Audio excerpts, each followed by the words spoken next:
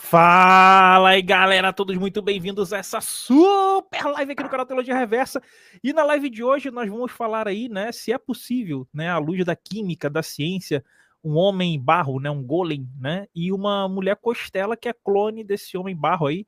E hoje eu trouxe aqui o Breaking Bad, né, um doutor em química para auxiliar aí e dar o parecer dele através da ciência, né, se quimicamente falando se é possível, o que os crentes podem falar sobre essa questão.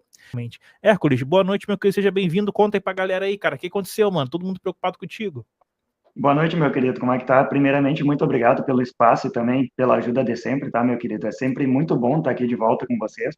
Não, a galera é ensinada de forma errada pelos religiosos, né? Então eles ficam com uma visão totalmente errada do que é a origem da vida, né? Eles pensam literalmente que teve um Big Bang, do Big Bang saiu uma ameba, dessa ameba virou um macaco e o macaco engravidou de um ser humano. Eles pensam que é isso, é assim que eles contam na igreja, né? Nariz, né? Orelha, ouvido ali, né? Aí ele fez lá os outros buracos também, não sei como, mas fez. E aí, de repente, ele soprou o fôlego de vida nesse boneco. É, dentro da química, dentro da sua área da química, essa questão de um pó amontoado ganhar vida, isso é possível? Faz sentido um golem, um homúnculo? Ou isso aí parece muito aquelas ideias de alquimia da Idade Média, né? De pedra filosofal, essas coisas assim. Isso faz algum sentido, ô Hércules, na visão científica?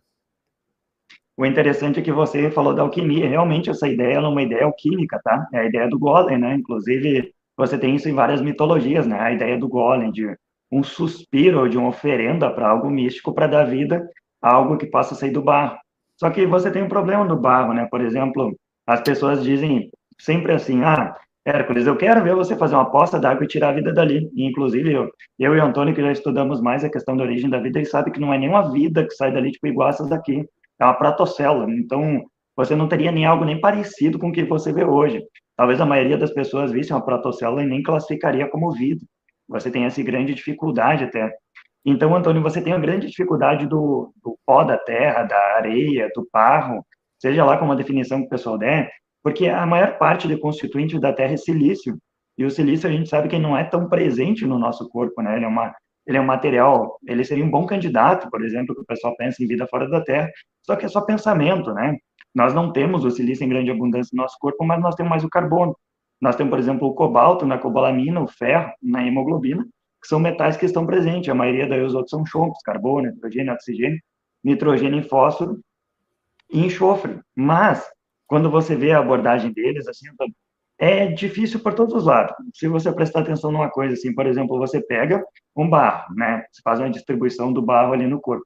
Primeiro, você teria que ter uma distribuição de cálcio maior na região dos ossos, uma distribuição menor na região dos órgãos, por exemplo, coração, fígado, pâncreas, rins. Isso teria mudado muita coisa. Na região do estômago, é um tecido bem sensível, como todos sabemos.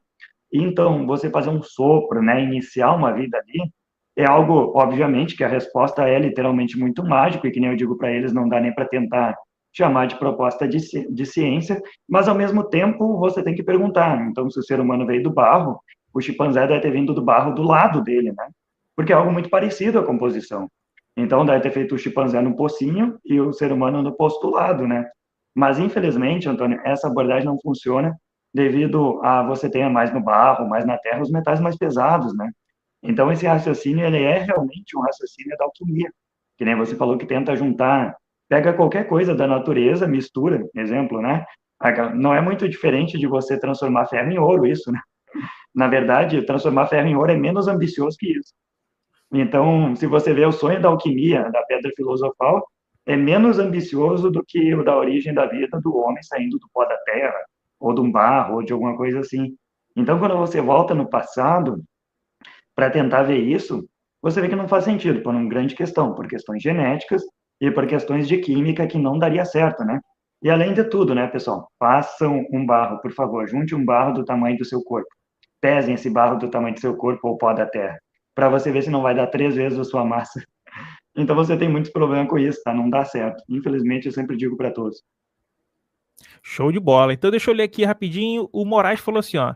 Você tem que trazer. Ah, tá, já tinha lido esse, né? O Rogério falou assim, ó. Se eu planto, eu colho. Se eu cozinho, eu como. Ai, que delícia. Não, no caso não, cara. E Hércules, no caso, para poder fazer o homem do nada aí, como os caras estão falando que ele fez do nada, para fazer o homem assim do nada surgir, isso aí violaria alguma lei da física, criaria tipo uma explosão? Como é que seria? Tipo assim, tá lá no Jardim do Éden, né? Aí Deus foi lá e Sim. estalou o dedo e fez surgir matéria, fez surgir alguma coisa lá do nada. Isso explodiria Adão, explodiria o jardim? Como é que seria isso? Sim, em primeiro momento, Antônio, é muito interessante a sua colocação, porque você já viu, se você trazer matéria, entre aspas, do nada, ou transformar a matéria, tipo, transformar água em vinho já seria um grande problema também, né? Porque você está transformando uma molécula menor em uma molécula muito maior, o nome disso é fusão nuclear, né? É o Porque quê? você não tem aqueles reagentes ali, como é que você vai ter aqueles produtos, né? Por exemplo, você tem só H2O. Como é que você transformaria em ácidos carboxílicos, em partes de moléculas orgânicas que teria carbono, hidrogênio, oxigênio, nitrogênio, que é o vinho? O vinho já tem uma substância mais orgânica, já tem mais substâncias orgânicas no meio dele, já tem aromas também. Então, a verdade é que a própria proposta de transformar água em vinho já teria torrado todo mundo ao seu redor para a liberação de energia, como você muito bem falou, tá? Então vamos lá. Sim. O Hércules, é outra questão. Para tirar uma costela do Adão, ou parte do. Ou talvez tirar ali parte do pinto do Adão, depende da interpretação do hebraico, para fazer uma outra pessoa, um ser humano. Essa outra pessoa, esse outro ser humano, no caso a Eva, ela seria um clone e o restante da matéria também teria que entrar nesse mesmo processo de obtenção de energia, de fusão, essas paradas também? Sim, exatamente isso, Antônio. As primeiras perguntas que você se faz é pela questão genética, não tem variabilidade.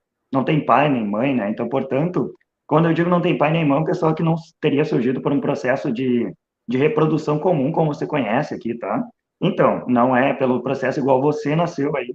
O Antônio muito bem falou que tira um pedaço de uma costela, um pedaço do pinto ali, né, e faz. Mas, além disso, né, você pode pegar o DNA dessa costela e tudo mais. A pergunta é também, Antônio, onde Eva fecundou, né? Porque um clone precisa de uma fecundação, o clone precisa de um processo de gestação. Ah, mas Deus pegou um DNA e fez pum, pum, pum, cresceu tudo. Se ele tivesse essa